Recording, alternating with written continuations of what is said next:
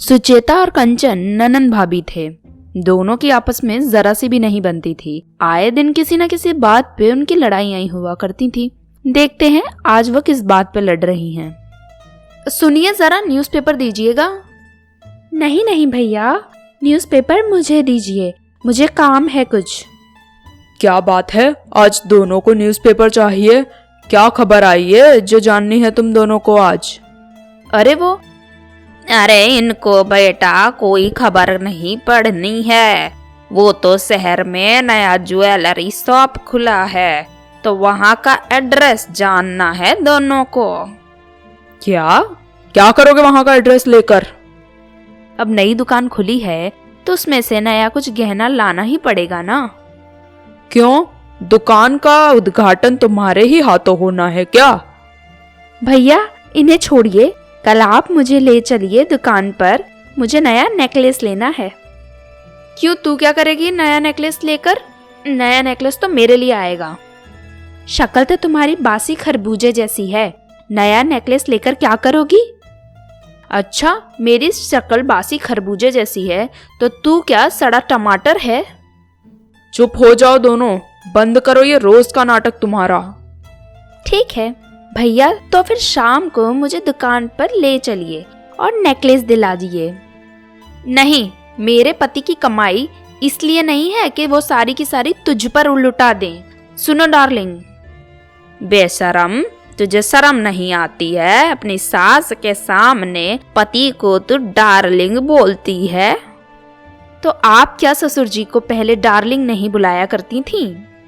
नहीं, हम तो अब तुम्हारे ससुर को ए जी ओ जी बुलाया करते थे। ये डार्लिंग आर्लिंग हमारे यहाँ नहीं बोला जाता। ए जी ओ जी इन सब का इंग्लिश में मतलब होता है डार्लिंग। भैया आप इन्हें छोड़िए और मेरी बात सुनिए।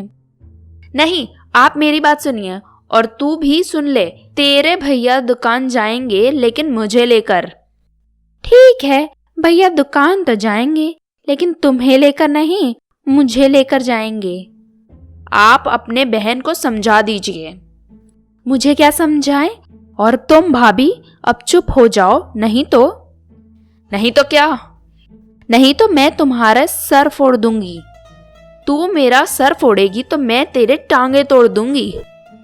अरे ऐसे कैसे, यहाँ आओ, बताती हूँ कौन किसका क्या तोड़ता है।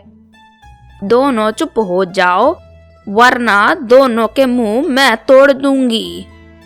ऐसा सुनते ही दोनों तुरंत अपने कमरे में चली जाती हैं और बाकी की लड़ाई वो अगले दिन के लिए छोड़ देती हैं।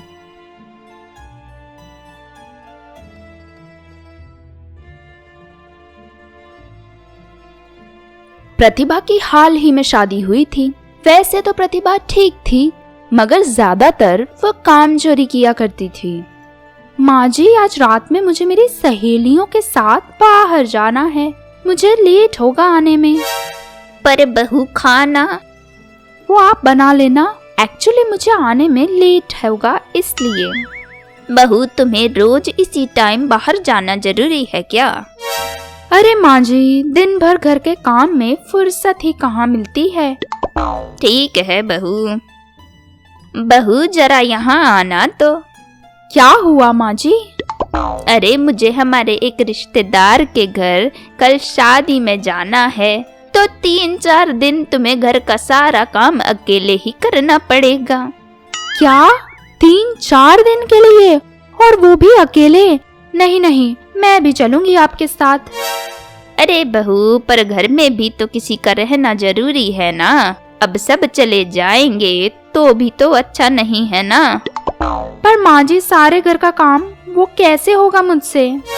अरे बहू, तुम ही तो कहती फिरती हो कि काम तो सारा तुम ही करती हो, तो फिर तुम्हें मेरी क्या जरूरत है? नहीं माँ जी, मैं नहीं चाहती हूँ कि आप जाओ। सास बहू के कहने पर रुक तो जाती है, मगर। अरे बहू, कहाँ चली तुम? माँ जी, वो तो सिम्मी के घर आज किटी पार्टी है, तो मैं वहीं जा रही हूँ। बहू, तुम तो काम वाम में ध्यान ही नहीं देती हो। माँ जी, आप भी तो अपने जमाने में किट्टी पार्टीज में जाया ही करती होंगी ना। हमारे समय में किट्टी विट्टी पार्टी नहीं हुआ करती थी। हमारे जमाने में तो सास की बात माना करते थे हम। बहू तो सास की बात नजरअंदाज करके वहाँ से चली जाती है। अब तो इस प्रतिभा की बच्ची को सबक सिखाना ही पड़ेगा। आलस कर करके इसने तो खुद का शरीर ऐसा बिगाड़ा है कि ये मेरी बहू कम मेरी सास ज्यादा लगती है। अरे माँ जी, पूरे घर में ढूंढ लिया आपको, और आप यहाँ लेटी लेटी क्या कर रही हैं? प्रतिभा, तुम्हारे जाते ही माँ की तबीयत तो बहुत खराब हो गई थी। क्या? फिर माँ को डॉक्टर ने 1 मंथ के लिए फुल बेड रेस्ट का कहा है। क्या? अगर माँ जी बेड रेस्ट पर हैं, तो घर का काम कैसे होगा? तुम हो तो, और ऐसे में भी तुम अगर माँ से काम करने की उम्मीद करती हो तो वो अच्छी बात नहीं है ना। अरे नहीं, मेरे कहने का वो मतलब नहीं था। चलो माँ, मैं वापस ऑफिस जाता हूँ, आधा काम छोड़ कर आया हूँ। ठीक है बेटा, जाओ काम करो। मेरे साथ बहू है तो तुम्हें चिंता करने की कोई जरूरत नहीं है। बहू, अब तो तुम्हें सारा काम अकेले ही करना पड़ेगा। मुझ में तो इतनी ताकत नहीं है अब कि मैं तुम्हारे साथ काम करवा सकूं। हाँ माँ जी, अब इसमें आपकी भी क्या गलती है? कोई बात नहीं, आप कर लीजिए कुछ दिन आराम, तब तक मैं घर का सारा काम संभाल लूंगी। ठीक है बहू, तो जाओ अब रात का खाना बना दो और घर की अच्छे से सफाई कर दो। ठीक है माँ जी। रात को बहू सास के कमरे में आती है, तब माँ जी, मैंने सारा काम कर लिया है और अब मुझे तो बहुत थकान हो रही है माँ जी, तो मैं तो सोने जा रही हूँ। ठीक है बहू, लेकिन सुबह जल्दी उठ जाना, क्योंकि सुबह का नाश्ता बनाना होगा ना तुम्हारे ससुर और पति के लिए।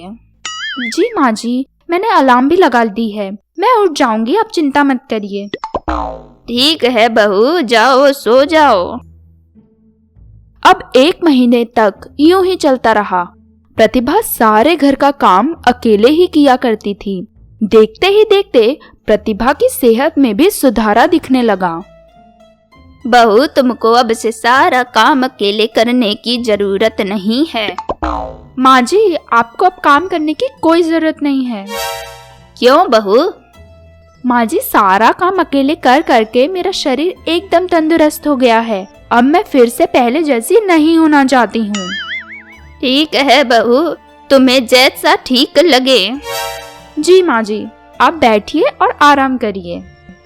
फिर बहू वहाँ से चली जाती है और सास का बहू को सबक सिखाने का तरीका काम कर जाता है।